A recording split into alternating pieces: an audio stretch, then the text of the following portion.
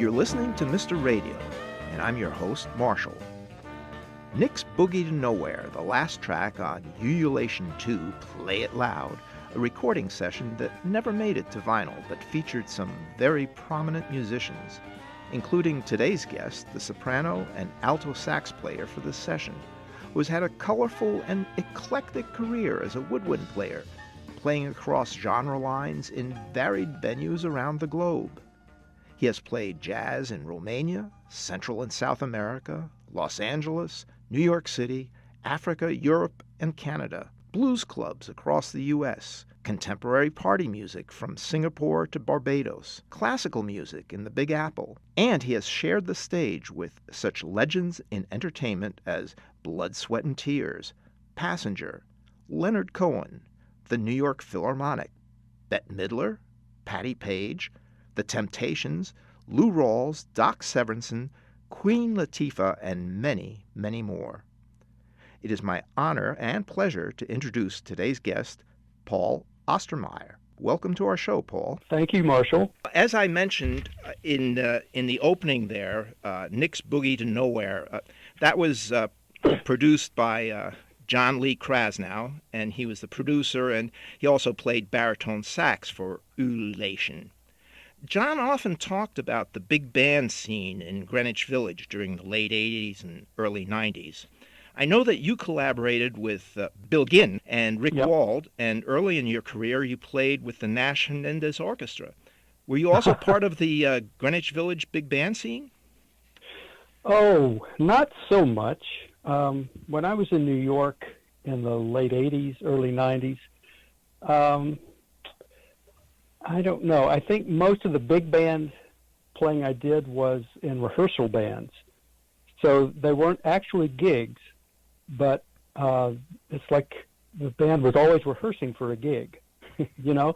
So it was all of the top players that were, in the band as regulars, as if it were a gig. And we'd have a big space we'd play in, and I would generally be subbing for someone else. And there were a few bands, the Joe Racasano band was one of them, some really marvelous players that I met in that band. I haven't thought of this in a long time. There were a few more. But I wouldn't say the big band scene was what I was mainly a part of, no. But you did start out with big bands. Well, sure, as young players, that's generally where we start. So when I got seriously into jazz for the first time, I was in college, and I was at the University of Texas in Austin.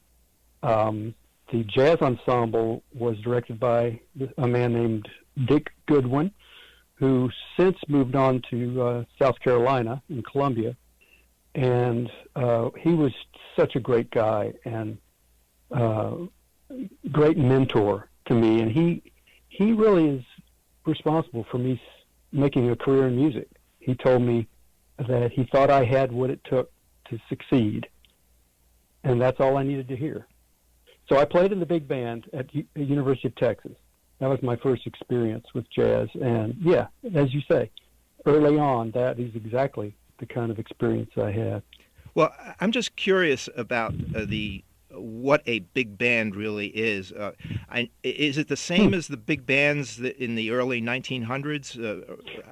Basically, you mean like in the 1940s? Yeah. Swing band, the swing era? Yeah. Yeah. Basically, the instrumentation is very similar. You have 3, 4, sometimes 5 trumpets, 3, 4 trombones, and then the reeds are generally all saxophones. Often they will be doubling on clarinet or flute. It's usually 2 altos, 2 tenors, and a baritone sax, and then the rhythm section. So it hasn't changed a lot since the early days. Well, I mentioned in the intro that you worked with Rick Wald. Right. And I'd like our listeners to hear a bit of the Rick Wald band playing, is it Castanada's Dreams? Castaneda's Dreams. Castaneda's yeah. Dreams, which Jack Bowers in his All About Jazz review of Castaneda's Dreams points to the almost 11-minute track Mixed Clouds and Sun, saying it has a dreamy atmosphere in which Koshien, Stillman, tenor Paul Ostermayer, trumpeter Valery Pomerev, and trombonist Art Baron weave delicate patterns. That is only one of, I want to point out, that's only one of many acclaimed reviews for your musicianship. But before we listen, can you tell us a little bit about this piece? Well, the piece, not so much. Rick Wald wrote and arranged every piece on the album. And I think this was his first album that he produced. I can just tell you that the musicianship on the band was stellar. Lou Marini was sitting next to me playing lead alto. Just, everyone in that band was an inspiration to work with. And the piece itself, I think you'll hear the part that I play, improvise over, is actually a rubato intro to the actual song starting. And it gave me a lot of freedom and space with which to improvise my solo over, and I loved it. It was a challenge, and I think it turned out pretty well. Well, why don't we take a listen to it and see what it sounds like? All right.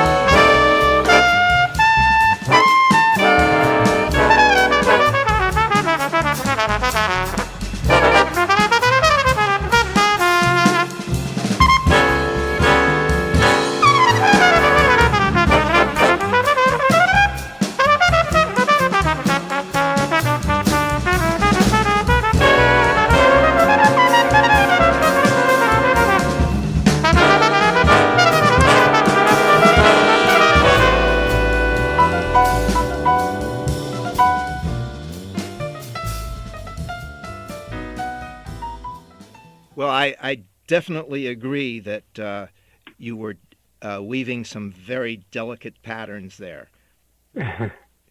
Thank you. Now, you mentioned that you improvised. I always thought big bands followed notes by note, but there's improvisation in there. Oh, yeah, there's both. So it generally starts with something written, and is an ensemble thing that the entire band plays. And then it'll go into a section or two or so where chord changes are played that the soloist improvises on. That's what jazz improvisation is all about. And so in a big band, you get both. Now, early on in our program, I mentioned that one of the artists that you worked with was Leonard Cohen. Now, when I think of Leonard Cohen, I think of poetry and folk music, but obviously there's another genre, jazz. You played with the jazz band Passenger from Austin, Texas, which also collaborated with Cohen. How did that come about? We had a steady gig at a club in Austin, and we played a lot of straight-ahead jazz music, as well as our own originals, which tended to be more fusion jazz. Some of our influences were Weather Report, Chick Corea, Miles Davis, that kind of thing. So we went to L.A. to try to get our own record deal. We had a manager helping us, and then also there was a engineer/producer named Henry Louie out there who had worked with Joni Mitchell. And someone in Austin knew him and sent him our tape. So he said, yeah, I think we could do something with these guys, bring them out. So we actually had a showcase gig at the Lighthouse, which is kind of an esteemed establishment in the Los Angeles area. We played that night.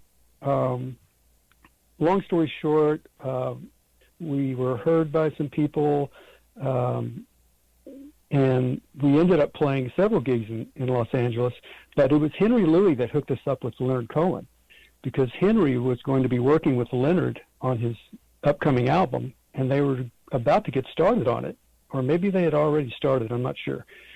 So I know Leonard was looking for players, and so Henry hooked us up with Leonard.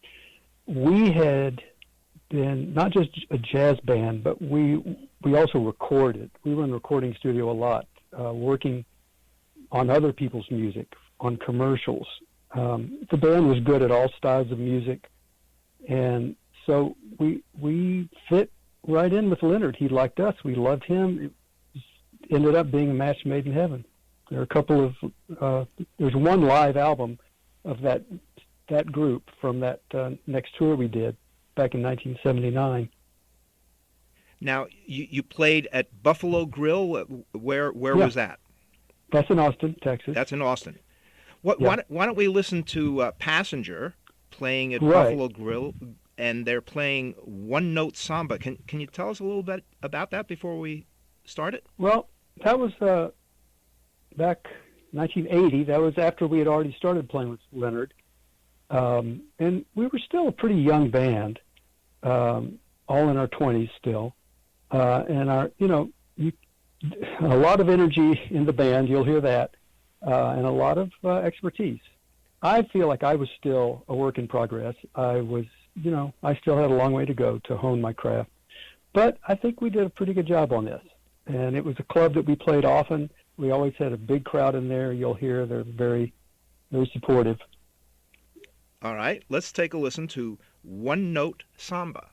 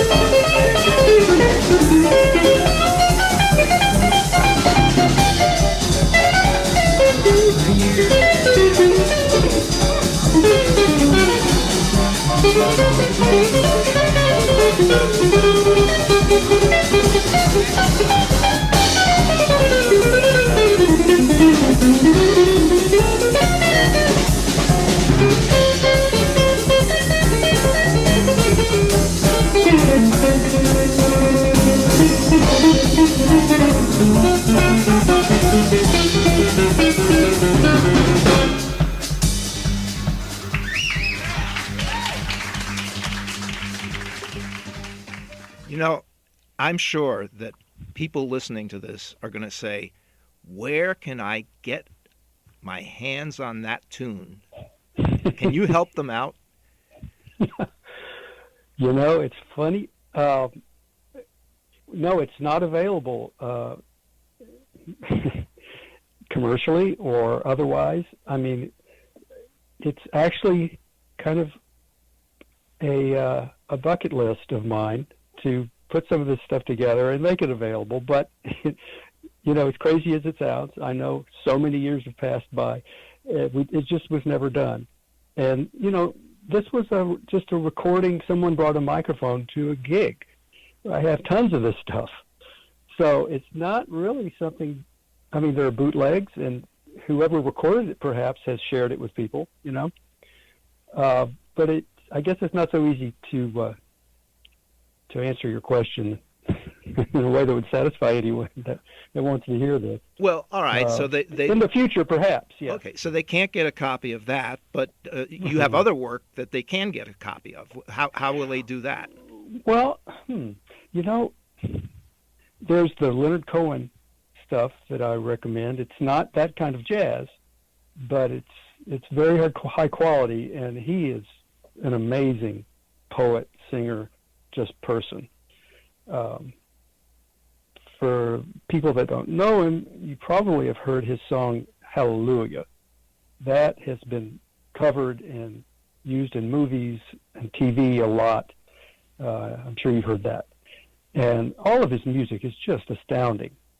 So there's the Field Commander Cohen is the Leonard Cohen album that features us, Passenger, playing live on our first tour in Europe. I would recommend that. And there's another Leonard Cohen album that I played on, and a couple of us from Passenger were on later in 1993, and that one's called Cohen Live. Both of them are wonderful. One of the people we played with Leonard with was Jennifer Warnes, who was kind of a famous singer in her own right. She had a few pop hits out in the 80s, 70s. She later did a cover of Leonard Cohen songs that I was involved in, and that is an amazing record and has been touted as one of the greatest in a long time. The sound quality was amazing for the time. That was done in 1987 or 8, something like that. And that one was called Famous Blue Raincoat, which is the title of one of Leonard's songs. So I would highly recommend that to anyone. Very good, very good. Well, I'm sure people will be Googling all of that. There was another venue you played. Was it Casa Karen? Oh, Casa Karen. That was the home of a wonderful jazz singer named Susie Stern, who I had played with many, many times over many years. I have a lot of recordings with her also. You can look her up, Susie, S-U-Z-I, Stern. Her recordings are wonderful. And that was in her home, and she and her husband had put a wonderful grand piano in their home and did house concerts. So this is a house concert that I played in. I put the band together with my old friend Mitch Watkins, who was the guitar player in Passenger that you just heard. He and I with Scott Landingham on drums, and, oh God, I'm going to forget his name because he was a guy that I hadn't worked with before on the bass. I'll figure it out before.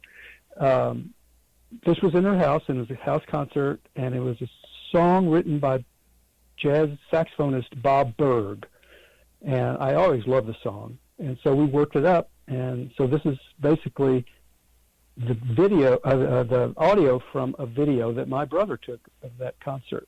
So this is Friday Night at the Cadillac. It is. Let's take a listen to Friday Night at the Cadillac. 1, 2.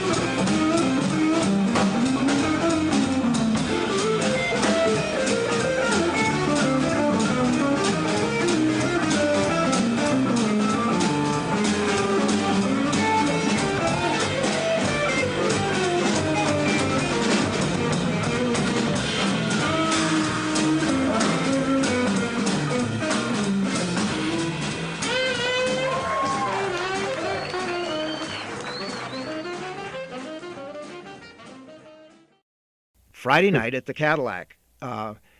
You mentioned you have a collection that you want to put out there that's probably in a tape box somewhere that you have. I really hope you get around to doing that. Okay. I'd like to close out with another track that never made it to vinyl.